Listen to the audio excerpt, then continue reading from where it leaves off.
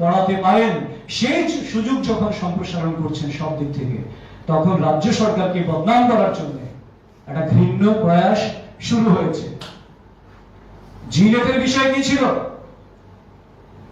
কেরালা এবং পশ্চিমবঙ্গে তাদের দখলে ছিল তখন। কেরালার সেই একটি সংস্থাকে জিনেট, সম্ভবত গ্লোবাল নেট, কারণ তারা তো আন্তর্জাতিকতায় বিশ্বাসী, সব গ্লোবালকে তারা লোকাল করতে চায়। এটাই সিপিএম।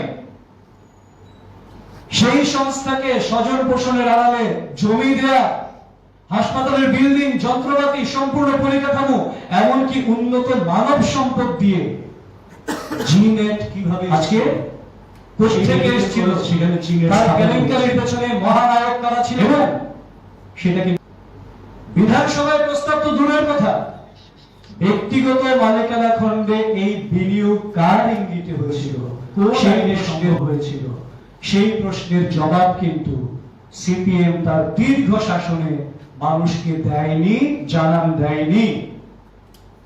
কিন্তু বর্তমান সরকার, মাননীয় মুখ্যমন্ত্রী অধ্যাপক ডক্টর মানিক সাহা মহোদয়ের নেতৃত্বে যখন দেশের বিভিন্ন প্রান্ত কিংবা বহির্বিশ্বের বিভিন্ন জায়গা থেকে পরিবেশ বান্ধব, শিল্প বান্ধব, চিকিৎসা বান্ধব একটা পরিস্থিতি তৈরি করার চেষ্টা হচ্ছে, পরিষেবাকে, চিকিৎসা পরিষেবাকে ঢেলে সাজানোর মতো ব্যবস্থা হচ্ছে, সেই জায়গায় শান্তিনিকেতন মেডিকেল কলেজ ত্রিপুরায় তার একটা শুরু করতে চাইছেন। এবং এই যে শুরু করতে চাইছেন, সেখানে রাজ্য সরকার কোন পরিকাঠামো রাজ্য সরকার করে দিচ্ছে না, কোন অর্থ সাহায্য দিচ্ছে না, কোন মানব সম্পদ দিয়ে সাহায্য করছে না। তারপরেও এইটাকে নিয়ে এই ধরনের অপপ্রচার করা সম্পূর্ণ দুরভিসন্ধিমূলক, রাজ্যের উন্নয়ন স্তব্ধ করে দেওয়ার একটা ষড়যন্ত্র, এবং যাতে করে মানুষের মধ্যে বিভ্রান্তি তৈরি করা যায় সেই লক্ষ্যে একটা নতুন চক্রান্ত যে রচিত হচ্ছে ত্রিপুরার মধ্যে, তাদের নির্বাচনে ভরাডুবির পর নতুন করে কৌশল রচনা করছে, তার স্পষ্ট ইঙ্গিতের মধ্যে রয়েছে। কারণ আমরা তো বলি রাজ্য সরকার চাইছে ত্রিপুরায় বিনিয়োগ বাড়ুক, প্রত্যেকটা ক্ষেত্রে মানুষ আসুক, ত্রিপুরাকে গোটা দেশের মধ্যে যদি প্রতিষ্ঠিত করতে হয়, মানুষের কল্যাণ যদি করতে হয়, তাহলে বিভিন্ন শিল্প সংস্থা আসবে, চিকিৎসা ব্যবস্থা কিংবা স্বাস্থ্য ব্যবস্থা কিংবা শিক্ষা ব্যবস্থায় অনেকেই নতুন নতুন করে আসবে, যারা নতুন ইনফ্রাস্ট্রাকচার নিয়ে আসবে, অত্যাধুনিক কিছু নিয়ে আসবে, তো সেটাকে রাজ্য সরকার ওয়েলকাম করবে মানুষের স্বার্থে, সেটা খুব স্বাভাবিক ঘটনা। কিন্তু সেটাকে এইভাবে জনবিরোধী একটা তকমা দিয়ে এইভাবে কলুষিত করার যে ঘৃণ্য প্রয়াস, তার তীব্র প্রতিবাদ এবং নিন্দা জানাচ্ছি। ওনারা বলছেন আইজিএম হসপিটালের কথা, ওনাদের মেডিকেল কলেজ সম্পর্কে ওনাদের কোনো ধারণা আছে কিনা আমার সন্দেহ হয়।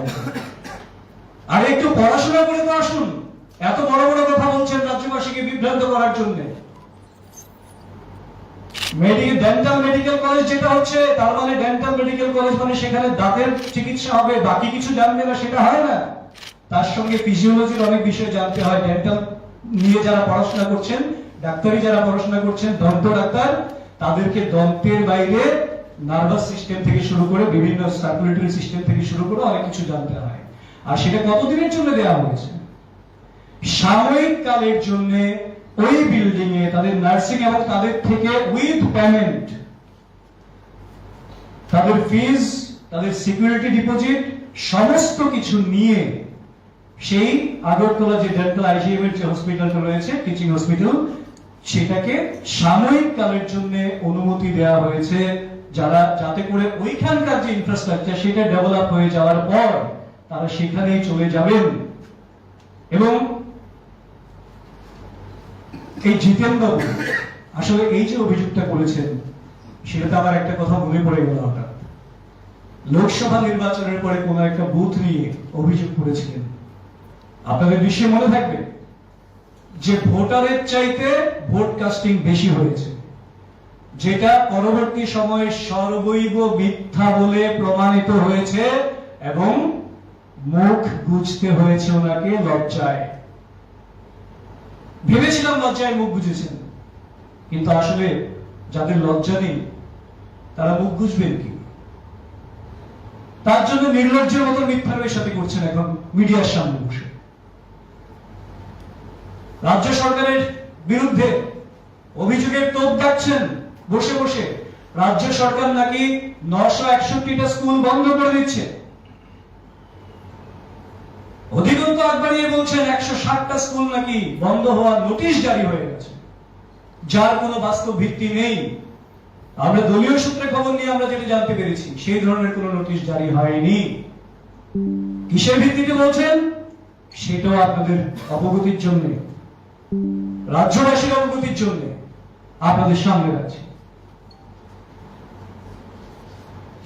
মিনিস্ট্রি অফ এডুকেশন থেকে 5 জুন একটি চিঠি আসে ত্রিপুরা সরকারের শিক্ষা বিভাগে, যেখানে স্পষ্ট বলা হয়েছে ত্রিপুরায় 50 জনের কম স্টুডেন্ট আছে, এইরকম কটা স্কুলের সংখ্যা আছে, সে একটা বিষয় জানতে চাওয়া হয়েছে এবং সেই তথ্যটা বেরিয়ে এসছে। আপনারা শুনে আশ্চর্য হবেন, 50 জনের কম স্কুল মানে 50 জনের কম স্টুডেন্ট আছে এমন স্কুলের সংখ্যা ত্রিপুরা রাজ্যে টোটাল 549টা রয়েছে। এবং সেই 549 কিসের ভিত্তিতে বলছি? যেগুলির অল্টারনেট স্কুল রয়েছে সর্বোচ্চ 3 কিলোমিটারের ভিতর, আর যদি 5 কিলোমিটার ধরা হয় তাহলে সেটা 900-র উপরে স্কুল রয়েছে, 900 বা তার কাছাকাছি স্কুল রয়েছে। আপনাদের রিপিট করছি আমি, যেখানে 3 কিলোমিটারের মধ্যে কোন একটা স্কুল আছে, সেই স্কুলটাকে বাদ দিয়ে যে স্কুলে এক্সিস্টিং স্টুডেন্ট স্ট্রেংথ 50-এর নিচে, অথচ বিকল্প স্কুল আছে যে স্কুলে এদেরকে মার্চ করা যেতে পারে, যেটা চিঠিতে যেটা ছিল মিনিস্ট্রি অফ এডুকেশন থেকে, এই ধরনের 549টা স্কুল রয়েছে। আর যদি 5 কিলোমিটার ধরা হয় তাহলে সেটা 900-র উপরে স্কুল রয়েছে। আপনাদের অবগতির জন্য বলি, ওয়েস্ট ত্রিপুরা ডিস্ট্রিক্টে একটা স্কুল রয়েছে যেখানে 0 স্টুডেন্ট, অথচ টিচার আছে। 1 থেকে 10 জন স্টুডেন্ট আছে, এইরকম স্কুলের সংখ্যা 31টা। 11 থেকে 20 জন সর্বমোট স্টুডেন্ট, এইরকম স্কুলের সংখ্যা 38টা, 38। শুধু ওয়েস্টের কথা আমি বলছি। সব বলে আমি আপনাদের সময় নষ্ট করব না, গোটা ত্রিপুরার চিত্রটা আমি বলে দিই। টোটাল 50-এর নিচে আমি আগে বললাম 549টা স্কুল রয়েছে, তার মধ্যে 408টা স্কুল জেবি স্কুল, 138টা স্কুল এসবি স্কুল, 3টা হাই স্কুল। গোটা ত্রিপুরার এই হচ্ছে চিত্র। এবং সেখানে আরেকটা বিষয় আপনাদের অবগতির জন্য আমি আবারও জানাচ্ছি, 1-2টো উদাহরণ যদি বলি তাহলে আপনাদের বুঝতে সেটা সুবিধা হবে। যেমন শান্তির বাজার একটা স্কুল রয়েছে যেখানে স্টুডেন্টের সংখ্যা 14, টিচার রয়েছেন 2 জন। এর 1 কিলোমিটারের মধ্যে একটা স্কুল রয়েছে যেখানে স্টুডেন্টের সংখ্যা 187, টিচারের সংখ্যা 11। কাজে বিষয়টা এইরকম ভাবনায় এই ডাটাবেস তৈরি হয়েছে, পরে যা হবে সেটা পরের বিষয়, যে এই 14 জন স্টুডেন্ট যদি 187 জনের সঙ্গে যুক্ত হয়ে যায় তাহলে সর্বোচ্চ কোন স্টুডেন্টকে 1 কিলোমিটারের মধ্যে অন্য একটা স্কুলে যেতে হচ্ছে, যেখানে স্টুডেন্টের সংখ্যাটাও বাড়লো না, আর 11+2 টিচারের সংখ্যাটাও 13 হয়ে গেল, স্কুলটা স্মুথ রানিং করবে। এইরকম গোটা ত্রিপুরা রাজ্যের বহু চিত্র রয়েছে। আর যেটা বলছেন যে 160টা স্কুলের বিজ্ঞপ্তি জারি করা হয়েছে, বিজ্ঞপ্তি প্রকাশ করুন, কোথায় পেলেন?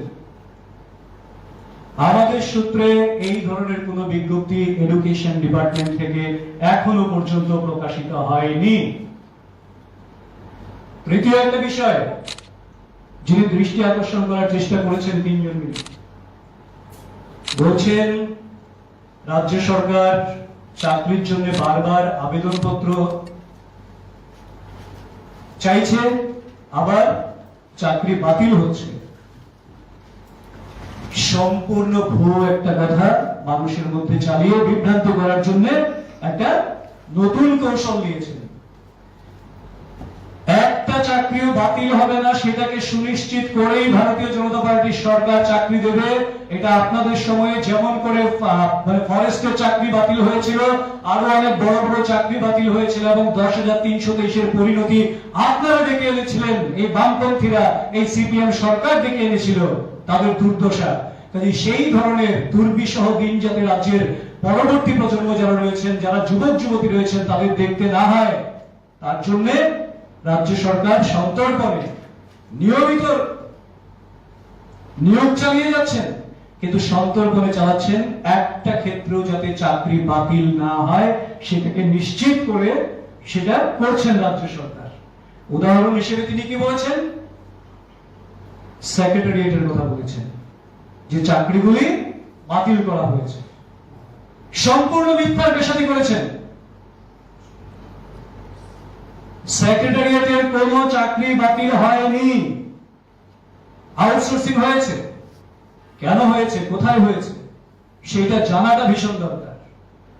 নতুন এমএলএ হোস্টেল হয়েছে, বিধায়করা সেই এমএলএ হোস্টেলে যাচ্ছেন, তাদের কাজটা যতক্ষণ পর্যন্ত স্থায়ী নিয়োগ না হয় সেইগুলির দায়িত্ব কে নেবে? সেখানে কর্মচারীর সংকুলান থেকে হবে সাময়িক কালের জন্য, তার জন্য আউটসোর্সিং সেখানে করা হয়েছে পিওরলি টেম্পোরারি বেসিস।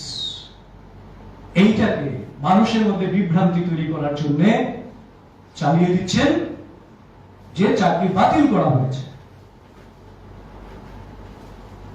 আমরা স্পষ্টভাবে জানি রাজ্য সরকার যে সমস্ত চাকরিগুলির জন্য পরীক্ষা নিয়েছে, যার ফল প্রকাশিত হয়েছে এবং যার যেখানে যেখানে ভাইভা, পার্সোনালিটি টেস্ট অবধি হয়ে গেছে, প্রত্যেকটা নিয়োগ খুব শিগগিরই শুরু হচ্ছে। অফার বিলি শুরু হবে খুব শিগগির। সেখানে ইঞ্জিনিয়ারিং সার্ভিস বলুন, টিসিএস টিপিএস বলুন, স্টেনোগ্রাফার বলুন, সিডিপিও বলুন, আইসিডিএস বলুন, সমস্ত ক্ষেত্রে নিয়োগের সমস্ত স্ক্রুটিনি, সমস্ত কিছু সম্পন্ন হয়ে গেছে। কাজেই প্রত্যেকেই যারা যারা যোগ্য হিসেবে যারা যারা কোয়ালিফাই করেছেন প্রত্যেকেই তারা চাকরি পাচ্ছেন। এবং শুরু তাই নয়, আপনাদেরকে বারবার একটা কথা বলে বিভ্রান্ত করে যে জেআরবিটি দিচ্ছে না, জেআরবিটি দিচ্ছে না। আমরা তো জানি জেআরবিটির ব্যাপারে ফাইনাল স্ক্রুটিনি হচ্ছে। একটাই লক্ষ্য রাজ্য সরকারের, সম্পূর্ণ স্বচ্ছতার সঙ্গে, সম্পূর্ণ বৈধতার সঙ্গে চাকরিগুলিকে সুনিশ্চিত করা। সেখানে একবারের জায়গায় কোনো ক্ষেত্রে যদি দুবার স্ক্রুটিনি করতে হয় সেইখানে কোনো সমস্যা নেই, কিন্তু কাউকে চাকরি দেওয়ার পর সেই চাকরি যাতে চ্যালেঞ্জ না হয়, সেই চাকরি যাতে চলে না যায় এবং তাদেরকে যাতে সেই জীবন যন্ত্রণা ভুগতে না হয় পরবর্তী যারা আমাদের যুবক যুবতী ভাই বোনেরা রয়েছেন, সেটাকে সুনিশ্চিত করেই রাজ্য সরকার চাকরির সমস্ত ব্যবস্থা করবেন। এটা নিশ্চিতভাবে ভারতীয় জনতা পার্টি বিশ্বাস করে এবং সেই লক্ষ্যেই রাজ্য কাজ করছে রাজ্য সরকার। রেগা নিয়ে অনেক কথা বলেছেন এবং প্রতিদিন একবার করে ঘুম থেকে উঠে তারা বলেন, আসলে আমরা যারা ধর্ম বিশ্বাস করি আমরা তো নিজের ইষ্ট দেবতাকে প্রণাম করি সকালবেলা উঠে, তো তারা তো ধর্ম বিশ্বাস করেন না এবং তাদের যে কার্যকাল ছিল সেটা ছিল নাই রাজ্যের নৈ রাজ্যের একটা কার্যকাল ছিল। তার জন্য তারা সকালবেলা উঠে আমরা যেমন ভগবানের নাম স্মরণ করি, তারা স্মরণ করেন নাই নাই নাই নাই নাই নাই নাই, কাজ নাই, এত নাই, এই নাই, সে নাই। কোথায় নাই দেখেন? আসলে আপনাদের দৃষ্টি নাই, আপনাদের দৃষ্টিভঙ্গি নাই, আপনাদের কর্ম নাই, আপনাদের চিন্তা নাই, কাজে আপনারা শুধু নাই দেখেন। বলছেন রেগার কাজের শ্রমিকরা এখনো টাকা পাচ্ছে না, কাজ করে ফেলেছে। দায়িত্ব নিয়ে বলছে একটা জায়গায় দেখাতে পারবেন না যে কাজ করেছে কোনো শ্রমিক টাকা পায়নি। প্রত্যেকে তাদের মজুরি পাচ্ছে, কিন্তু আপনাদের সময় যেটা হতো আপনারা বলতে পারতেন লালবাড়িতে বসে যে রেগার টাকা পাচ্ছে কিনা, কারণ যেদিন পেমেন্ট হতো সেদিন কোন এক কমরেড গিয়ে ব্যাংকের মধ্যে পায়ের উপর পা তুলে বলতেন যে পার্টির জন্য 50 টাকা দিয়ে যেতে হবে, দাদা বলেছে এটা হচ্ছে শ্রমিকের পয়সা লুণ্ঠন। সেই লুণ্ঠন ব্যবস্থাটাকে তো বন্ধ করে দিয়েছে, এখন সরাসরি ডিবিটির মাধ্যমে টাকা চলে যায়। তার জন্য সেই প্রসেসিং এ যদি দেরি হয় কোথাও সেইটা হতে পারে, কিন্তু প্রত্যেকে টাকা পাচ্ছেন, নিয়মিতভাবে টাকা পাচ্ছেন। এটা একটা বিষয়। বলছেন কি কাজের কথা বলছেন, রেগার কাজ কমে গেছে। রেগাতে এখনো ত্রিপুরা গোটা দেশের মধ্যে সন্তোষজনক একটা কাজের জায়গাতে, কাজের সাফল্যের জায়গাতে রয়েছে। কিছুদিন আগেও, কয়েক মাস আগেও রেগাতে ত্রিপুরা পুরস্কৃত হয়েছেন, এবং 2024-25 অর্থবর্ষের জন্য এখনো পর্যন্ত আমাদের কাছে যতটা খবর রয়েছে 3 কোটি ম্যান্ডেজ এখনো পর্যন্ত অলরেডি ত্রিপুরার জন্য বরাদ্দ রয়েছে। আরো ম্যান্ডেজ বাড়বে, কমবে না, এবং নিয়মিতভাবে তার পেমেন্ট হচ্ছে। কাজে এই কথাগুলি বলে মানুষকে বিভ্রান্ত করে যে রেগার কাজ নেই, আর রেগার বিষয়ে আপনাদের সম্পর্কে আর কি বলবো, কারণ রেগাতে আপনারা ত্রিপুরা রাজ্যের যত আয়তন তার চেয়ে বেশি পুকুর নাকি খনন করেছেন। আমরা কি কোথায় আছি আমরা নিজেরাও জানি না, জলে আছি না কোথায় আছি। আপনাদের ডাটাবেস ছিল সেই রকম। পুকুর চুরি করেননি, গোটা রাজ্যটাকে চুরি করেছেন রেগার নামে, আর এখন বলছেন রেগার কাজ নেই, রেগার পেমেন্ট হয় না। সম্পূর্ণ মিথ্যার বেশাতি, এবং তার পেছনে একটা তীব্র চক্রান্ত রয়েছে, ষড়যন্ত্র রয়েছে। আরেকটা বিষয় আপনাদের অবগতির জন্য বলি, ওনারা দৃষ্টি আকর্ষণ করেছেন পঞ্চায়েত নির্বাচন নিয়ে, অনেক কথা বলেছেন, আশঙ্কা প্রকাশ করেছেন। আশঙ্কা প্রকাশ করাটা একেবারেই সাধারণ ব্যাপার, কারণ এটা যে কোনো শিশু বুঝবে। আসলে এগুলি চাইল্ডিশ গেম, চাইল্ডিশ কমেন্টস, শিশু সুলভ কথাবার্তা। যেখানে রাজ্যের সম্প্রতি লোকসভা নির্বাচনে 3358টা বুথের মধ্যে কংগ্রেস সিপিএম জোট করে এই জোট মাত্র 88টা বুথে লিড নিতে পেরেছে, বাকি সমস্ত বুথে ভারতীয় জনতা পার্টিকে প্রাণ ভরে রাজ্যের মানুষ আশীর্বাদ করেছেন। কাজে ওনারা বুঝতে পারছেন যে রাজ্যের মানুষ এদেরকে পাত্তারি গুটিয়ে চলে যাওয়ার নির্দেশ দিয়ে দিয়েছেন এবার ভোটে। তার জন্য এবারের পঞ্চায়েত নির্বাচনে আমরা আগেই ঘোষণা করেছি, কিছুদিন আগেই ঘোষণা করেছি, আমাদের লক্ষ্য এবার প্রত্যেকটা বুথে জয়লাভ করা। স্বাভাবিকভাবেই মানুষ যারা এখনো বিভ্রান্ত হচ্ছেন তাদের সঙ্গে জনসংযোগ করে, তাদের সঙ্গে কথাবার্তা বলে আমরা আমাদের সাংগঠনিক শক্তির মাধ্যমে তাদেরকে আমাদের সঙ্গে এবং আমাদের সরকারের কাজকর্মে যাতে সমর্থনে থাকে, সেই জন্য আমরা প্রয়াস রাখবো। সবকটা বুথ জয় করা আমাদের লক্ষ্য থাকবে। তার জন্য তীব্র নৈরাশ্য, হতাশা এবং তাদের আগাম ভরাডুবি রাজ পেয়ে তারা প্রলাপ বকতে শুরু করে দিয়েছেন। আসলে এই সমস্ত করে তারা কি বার্তা দিতে চাইছেন? একদিকে যখন গোটা রাজ্য উন্নয়নের নতুন ধারায় প্রবাহিত হচ্ছে, যেখানে রাজ্য সরকার চাইছে আগরতলা থেকে ত্রিপুরার যে কোনো প্রান্তে এইমস, সরাসরি এইমস হাসপাতাল রাজ্য সরকার স্থাপন করার জন্য সর্বাত্মক উদ্যোগ গ্রহণ করেছে। আইআইটি, আইআইএম স্থাপন করার জন্য রাজ্য সরকার সর্বতোভাবে উদ্যোগ গ্রহণ করছে, এবং আমাদের কাছে যতটা খবর রয়েছে নর্থ এবং গোমতীতে কেন্দ্রীয় বিদ্যালয় হচ্ছে নতুন। 2টি কেন্দ্রীয় বিদ্যালয় খুব শিগগিরই ত্রিপুরা রাজ্যের জন্য আসতে শুরু করেছে। একদিকে যেমন শিক্ষার ক্ষেত্রে, একদিকে যেমন এইমস এর মতন হাসপাতালে আমাদের স্বাস্থ্য পরিষেবার ক্ষেত্রে, কিংবা কানেক্টিভিটির ক্ষেত্রে আমরা যেমন চিটাগাং বন্দর ব্যবহারের জন্য, চট্টগ্রামের সঙ্গে এয়ার কানেক্টিভিটির জন্য, বিকল্প রেলওয়ে ট্র্যাকের জন্য, ডাবল লাইন রেলওয়ে ট্র্যাকের জন্য রাজ্য সরকার যখন সর্বতোভাবে চেষ্টা করছে রাজ্যটাকে উন্নয়নের শিখরে নিয়ে যাওয়ার জন্য, এবং 6th শিডিউল অনুযায়ী এডিসি এরিয়ার জন্য স্পেশাল গ্রান্টের জন্য সর্বতোভাবে চেষ্টা করছেন রাজ্য সরকার, সেই জায়গায় রাজ্য যখন উন্নয়নের নতুন ধারায় প্রবাহিত হচ্ছে, শিক্ষা, স্বাস্থ্য, পরিকাঠামো, যোগাযোগ, সর্বক্ষেত্রে, সেই জায়গায় মানুষকে বিভ্রান্ত করে, উন্নয়নকে স্তব্ধ করে, রাজ্যবাসীকে অপমান করে, রাজ্যের উন্নয়নের গতিকে বিপথে পরিচালিত করার জন্য একটা নতুন ষড়যন্ত্র তৈরি হয়েছে। এই ষড়যন্ত্রকে আমরা তীব্রভাবে প্রত্যাখ্যান করার জন্য গণতন্ত্র প্রিয় এবং শান্তিপ্রিয় মানুষ, উন্নয়নকামী মানুষের কাছে, শুভবুদ্ধি সম্পন্ন মানুষের কাছে আবেদন রাখছি এবং এর তীব্র প্রতিবাদ এবং ধিক্কার জানাই যে আগামী 6 দিন বা 7 দিন তারা যে কর্মসূচির কথা বলছেন এটা মানুষ গণবর্জিত করবেন, এই আহ্বান এবং এই আবেদন মানুষের কাছে আপনাদের মাধ্যমে রাখছি। সবাইকে ধন্যবাদ। আপনাদের যদি কিছু বলার থাকে। আমরা দেখছি বিধানসভাতে, মানে এটা খুব সম্ভবত বিধানসভায় উনি কইছে গতকাল, বিধানসভা এবং টিপিএসসি 6টা পোস্ট, বিধানসভা 37টা পোস্ট নোটিফিকেশন জারি করে গেছে। আমি আবারও বলছি, বিধানসভায় যে পোস্টগুলির জন্য বলা হয়েছিল, আমরা যতটা খবর নিয়েছি বিধানসভার একটাও খারিজ হয়নি। এই যতক্ষণ পর্যন্ত যেখানে আউটসোর্সিং হয়েছে, যতক্ষণ পর্যন্ত সেই পোস্টগুলি, যেহেতু এটা একটা ইন্টারভিউ প্রসেস রয়েছে, একটা সময়ের ব্যাপার রয়েছে, কারণ বিধানসভার বিষয়টা রিটেন টেস্ট, ভাইভা ইত্যাদি বিভিন্ন বিষয় থাকে ফেস বাই ফেস, তার জন্য যেহেতু এমএলএ হোস্টেল চালু হয়ে গেছে, তার জন্য ইমার্জেন্সি বেসিসে, পিওরলি টেম্পোরারি বেসিসে আউটসোর্সিং এ কিছু লোক নিয়োগ করতে হয়েছে।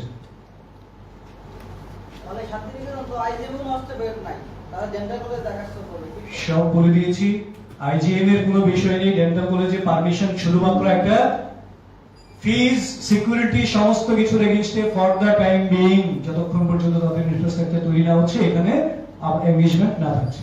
সবাইকে অসংখ্য ধন্যবাদ, নমস্কার। জিতেন বাবু একটা বক্তব্য আছে যে শান্তিনিকেতন মেডিকেল কলেজ করার ক্ষেত্রে মানে বিধানসভায় কোনো বিল আসছে না, কোনো অনুমতি দেওয়া হয়েছে না, এই কারণে এখানে অভিযোগ হচ্ছে। আমি আবারও আপনাকে বলবো, বিধানসভায় জিনেটের সময় বিল এনেছিলেন তারা? আনেননি। রুলস আছে বিধানসভায় আনতে হবে, নেই। অধিকন্ত তিনি অঙ্গুলি হেলন করে যেটা অস্পষ্ট রেখেছেন, ওনার দম নেই ওনার কথা বলার মতন, তার জন্য অস্পষ্টতা রেখে উনি বলছেন কলকাতায় কেউ একজন প্রভাবশালী গেছেন, বীরভূমে গেছেন। লগবুক দেখলে, লগবুকের বিষয়ে আমরা সম্পূর্ণ খবর নিয়েছি, কোন ধরনের বিষয় এই ধরনের রেকর্ড কোথাও নেই। সম্পূর্ণ মিথ্যার চরম বেশাতি করে রাজ্যবাসীকে অপমান করার জন্য, একটা ভালো ইনিশিয়েটিভকে গোড়াতেই সমূলে ধ্বংস করার জন্য এই চেষ্টাটা জিতেন বাবুরা করছেন। যেভাবে ত্রিপুরা রাজ্যটাকে ধ্বংসের মুখে এনে দাঁড় করিয়েছিলেন 35 বছর, এখন বিরোধী দলে বসেও সেই চেষ্টাটাই করে যাচ্ছেন। তিনি পাশাপাশি একটা অভিযোগ করেছেন যে পশ্চিমবঙ্গে বিরোধী দল নেতা শান্তিনিকেতন মেডিকেল কলেজটাকে ক্যান্সেল করার জন্য, অনুমতি না দেওয়ার জন্য। এবার পশ্চিমবঙ্গের বিষয়ে কি বলেছেন পশ্চিমবঙ্গের বিরোধী দল নেতা, সেটা জিতেন বাবুকে একবার জিজ্ঞেস করে আসুন। হ্যাঁ, আমাদের বক্তব্য পরিষ্কার বললাম, সম্পূর্ণ মিথ্যার পেশাদি করছেন তিনি। ধন্যবাদ। বীরভূমে যে প্রজেক্ট একই ট্রাস্ট দ্বারা ত্রিপুরাটা যদি আপনারা অনুমতি দেন, তাহলে ওয়েস্ট বেঙ্গলের বিজেপি নেতৃত্ব লিখিতভাবে চিঠি দিচ্ছে এবং শুভেন্দু অধিকারী অন ক্যামেরায় সে দাঁড়িয়ে করছে।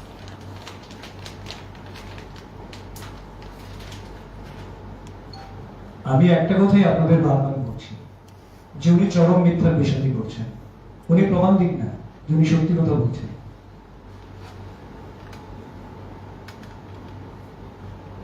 স্পষ্টভাবে বলছি, ত্রিপুরায় একটা জমি দেওয়া হয়নি, এক বিন্দু জমি দেওয়া হয়নি। এবার আপনাদের এটা অবগতির জন্য ঢুকি, মেডিকেল কলেজ কিভাবে স্থাপিত হয় জিতেনবাবু জানেন না? সাংসদ তো ছিলেন তিনি, জানেন না এটা কি হতে পারে?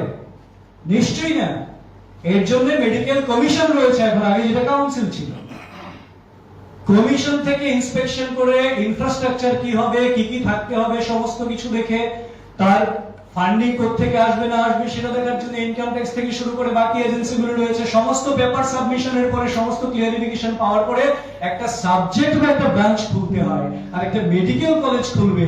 এটা সমস্ত কিছু যদি এই ধরনের না থাকে বা ভুয়ো থাকে, তাহলে এটা অনুমোদন পেয়ে যাবে, এটাও বলতে হবে। কাজে মিথ্যার চরম পেশাতে তিনি করছেন, এটা আমরা স্পষ্টভাবে আপনাদের বলছি। সবাইকে ধন্যবাদ।